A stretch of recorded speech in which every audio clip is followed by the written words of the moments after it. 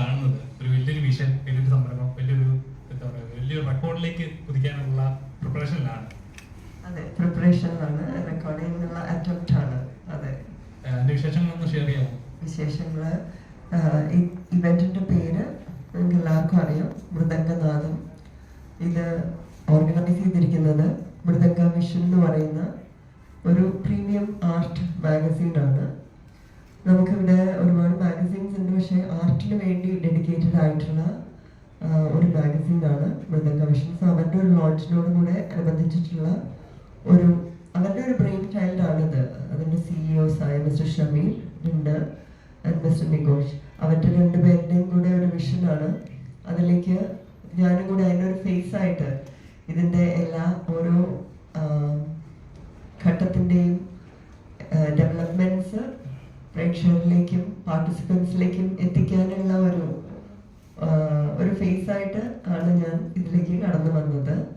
പിന്നീട് അതിൻ്റെ കോറിയോഗ്രാഫിയിലും കൂടെ ഞാൻ ഭാഗമാകുകയുണ്ടായി.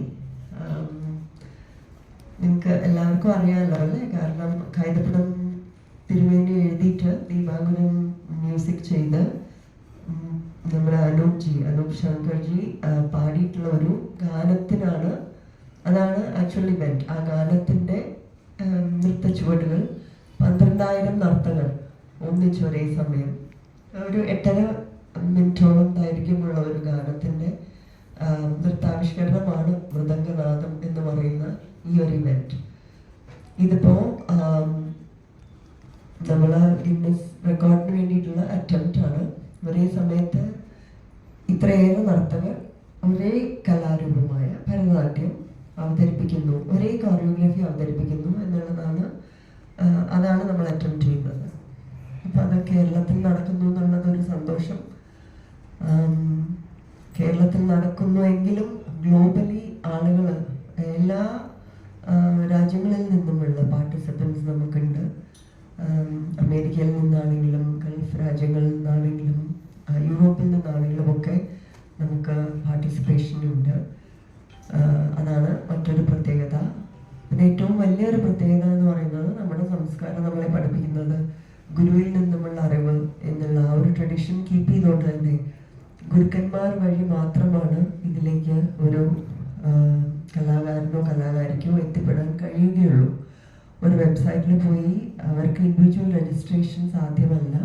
അവർക്ക് അതിൽ രജിസ്റ്റേർഡ് ആയിട്ടുള്ള ഗുരുക്കന്മാരുണ്ട്. അത് അവർ വഴി അവരുടെ കീഴിൽ നിന്നും ഈ കോറിയോഗ്രാഫി അഭ്യസിച്ച് അവരുടെ മേൽനോട്ടത്തിൽ ഈ കോറിയോഗ്രാഫി പഠിച്ച് അന്ന് അവിടെ വന്ന് ഈ ഇവന്റിൽ പാർട്ടിസിപ്പേറ്റ് ചെയ്യുക എന്നുള്ളതാണ് ഓരോ നർത്തകരുടെയും റെസ്പോൺസിബിലിറ്റി. ഇതൊക്കെയാണ് നമുക്ക് ഇപ്പോൾ ഉള്ള ഡീറ്റെയിൽസ്. നമ്മളുടെ രജിസ്ട്രേഷൻസ് ഇപ്പോഴും ഓപ്പൺ ആണ്, എങ്കിലും കുറച്ചും കൂടെ ലിമിറ്റഡ് ആയിട്ടുള്ള സീറ്റ്സ് നമുക്കുണ്ട്. നമ്മൾ ഉദ്ദേശിച്ചത്ര തന്നെ രജിസ്ട്രേഷൻസ് നമുക്ക് വന്നിട്ടുണ്ട്. ലോകത്തിൻ്റെ എല്ലാ ഭാഗങ്ങളിലും നർത്തകരെ മൃദംഗനാഥത്തിനായിട്ട് തയ്യാറെടുത്തുകൊണ്ടിരിക്കുകയാണ്. അപ്പോൾ ഒരേ